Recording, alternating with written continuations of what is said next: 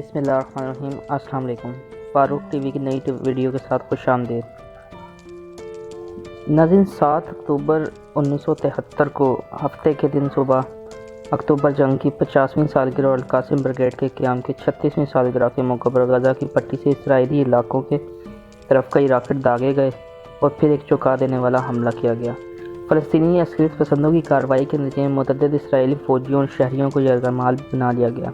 حالیہ آپریشن کے دوران غزہ کی پٹی پر حکمرانی کرنے والی تحریک حماس کی عسکری ونگ القاسم بریگیڈ کا نام سامنے آیا ہے، جب اس نے اس آپریشن کی ذمہ داری قبول کی اور اس آپریشن کو طوفان الاقصی کا نام دیا گیا۔ ناظرین، آج ہم آپ کو بتائیں گے کہ القاسم بریگیڈ کے کمانڈ کرنے والے کمانڈر الضعیف کی پراسرار شخصیت کے بارے میں۔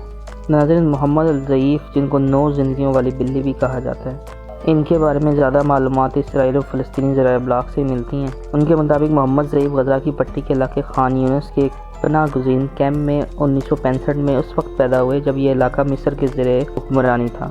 ان کی پیدائش کے وقت ان کے والدین نے ان کا نام محمد صائب ابراہیم المصری رکھا، لیکن اسرائیل کے مسلسل فضائی حملوں سے بچنے کے لیے خانہ بدوش زندگی اپنانے کی وجہ سے ان کا نام ضعیف پڑ گیا۔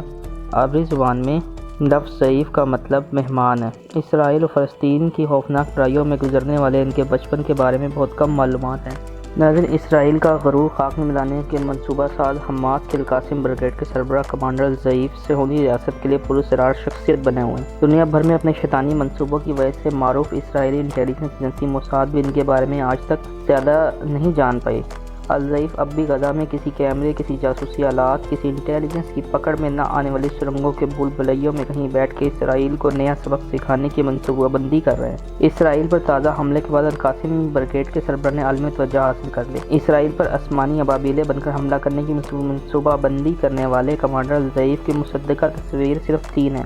اسرائیل کے 7 قاتلانہ حملوں میں موزانہ طور پر بچ جانے والے الضعیف ایک تصویر تب کی ہے جب وہ محض 20 سال کے تھے، دوسری تصویر میں وہ نقاب لگائے ہوئے ہیں اور تیسری تصویر میں صرف ان کا سایہ ہے۔ الضعیف کی اہلیہ، بیٹی اور شیرخوار بیٹا 2014 میں اسرائیل کی بمباری میں شہید ہو چکے ہیں۔ حماس کے قریبی ذرائع نے بتایا کہ اسرائیل نے پر اپنی نوعیت کے اس منفرد تاریخی حملے کی تیاری کا فیصلہ القاسم بریگیڈ کے کمانڈر الضعیف نے غزہ میں حماس کے رہنما یحییٰ السنوار کے ساتھ مل کر تیار کیا، جسے اتنا خفیہ رکھا گیا کہ حماس کے مٹھی بھر رہنماؤں کو اس کا علم تھا۔ حتیٰ کہ اسرائیل کے سخت حریف اور حماس کے مالی اور فوجی مدد کرنے والے ایران کو بھی صرف یہ بتایا گیا کہ کسی بڑے آپریشن کی منصوبہ بندی کی جا رہی ہے، لیکن وہ کیا ہوگا، کب ہوگا، اسے ایران کو بے خبر رکھا گیا۔ حماس کے ٹی وی چینل نے جب اعلان کیا کہ ہفتے کے روز الضعیف اہم تقریر کرنے والے ہیں تو فلسطینیوں کو معلوم ہو گیا تھا کہ کچھ خاص ہونے والا ہے، کیونکہ الضعیف نہ تو منظر عام پر آتے ہیں، نہ ہی اس طرح خطاب کرتے ہیں۔ کمانڈر الضعیف نے ریکارڈ